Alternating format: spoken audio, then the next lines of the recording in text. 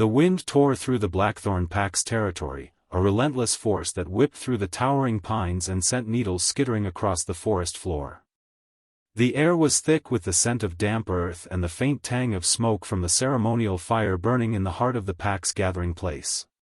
Elara crouched in the shadows of a gnarled oak, her breath shallow, her heart a traitor that refused to slow despite her best efforts to calm it.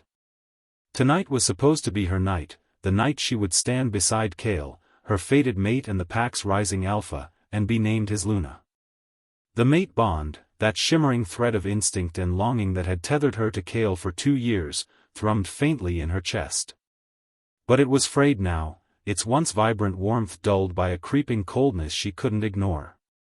She adjusted her position, the rough bark scraping against her back, and peered down at the clearing below, where the pack had gathered under a sky bruised with storm clouds. Elara was no warrior, no high-born wolf with a lineage to boast. She was a healer's apprentice, her hands more accustomed to crushing herbs than wielding claws, her presence often overlooked in the pack's hierarchy. Her dark hair, braided tightly against her scalp, was streaked with dirt from a day spent gathering roots in the forest, and her plain wool cloak did little to shield her from the evening's chill. Yet, Kale had seen her. 2 years ago, under a blood-red moon, their eyes had met across a crowded festival, and the mate bond had snapped into place, a force so powerful it had stolen her breath. He'd been a young warrior then, not yet alpha, with golden eyes that promised forever and a smile that made her believe in it. They'd spent stolen nights by the river, whispering dreams of a future where she'd stand at his side, not just as his mate but as his equal. But dreams, Elara was learning, were fragile things, easily shattered by ambition and betrayal. For weeks, the signs had been there, though she'd tried to dismiss them.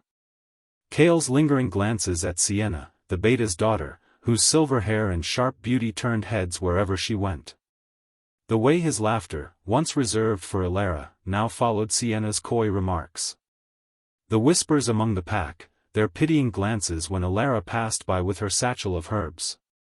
"Poor thing," they'd murmur, thinking she couldn't hear. "She's no match for Sienna." Elara had clung to the bond, to the memory of Kale's hand in hers, his voice promising that she was enough. But doubt had taken root, a poison that spread with every sidelong glance, every cold dismissal. Tonight, she'd told herself, would silence those doubts. Tonight, Kale would choose her before the pack, sealing their bond under the stars. She adjusted her cloak, her fingers trembling, and forced herself to believe it. The clearing below was alive with movement. Wolves in human form milled about, their faces lit by the towering bonfire.